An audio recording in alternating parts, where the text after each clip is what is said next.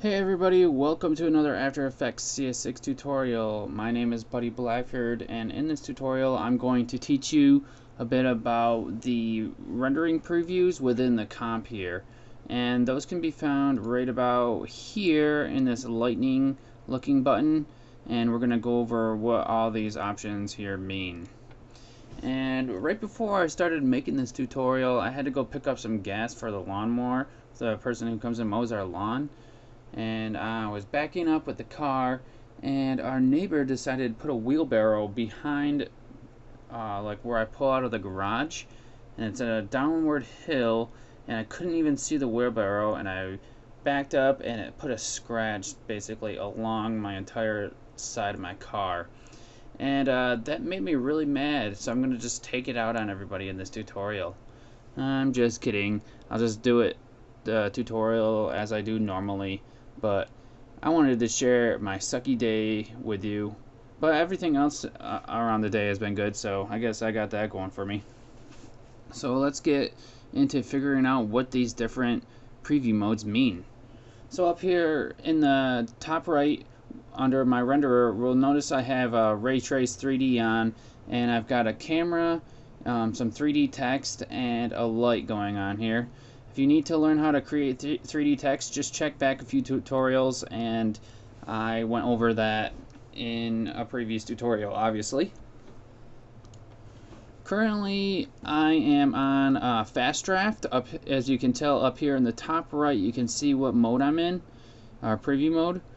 And Fast Draft is a quick way to see your 3D and to like be able to move around in this scene. So I've got this little animation going on here with this 3D text, and I'm able to preview it pretty much in almost real time by moving the slider along, and it's not taking any time to render or anything like that.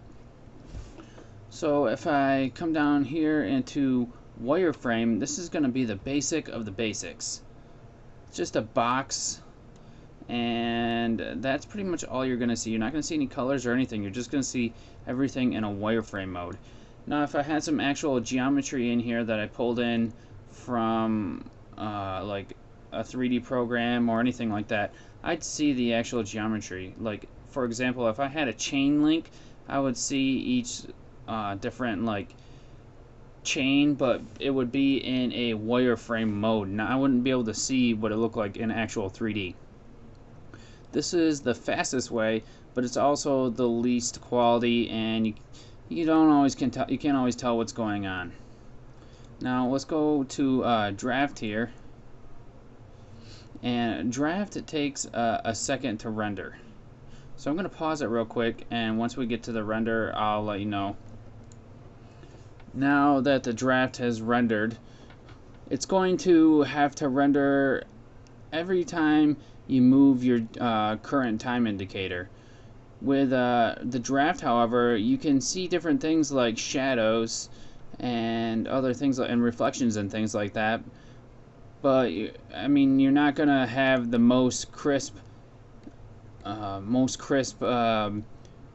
edges and sharpness. I'll switch between draft and fast draft real quick. As you can see, I'm on fast draft now, and we lost the shadows, but we have the same crispness on the edges. So let's try to move in draft, and I'll show you what happens. You go to move, and it updates after it has to render. And you can tell it's rendering by this yellow bar that goes across the screen. Now we're going to head over here to adaptive resolution. Now in adaptive resolution, when you let go of the time slider here, it'll render, but it'll also render in the final quality. When you go to move your current time indicator, I mean, it moves it in a downgraded resolution, so you can see what's going on, but it's very downgraded. And then when you release, it's gonna take time to render, but then you're going to be able to see what's going on. So I think that the adaptive resolution is way better than draft, so I don't really see too much reason to even use draft. So let's go to the next one, which is final quality, and this is going to be rendered in full quality every time you move. So when I try to move here, it's not gonna be able to show me the motion path. It's kind of like draft. Then when I let go, it's gonna take time to render, and then it's gonna be in full quality. So I kind of feel like adaptive resolution is the best one for you to just stick on. So I'm gonna head over to adaptive resolution, especially when you're working with this 3D. Now you can change the settings of the adaptive resolution down here in your fast previews preferences. So if we click on that, it's going to bring us to our preferences panel, just the same as if you went to edit preferences and clicked on the preview section. Now you can change your adaptive resolution to either half resolution, quarter, eighth, or 16th when you're moving around.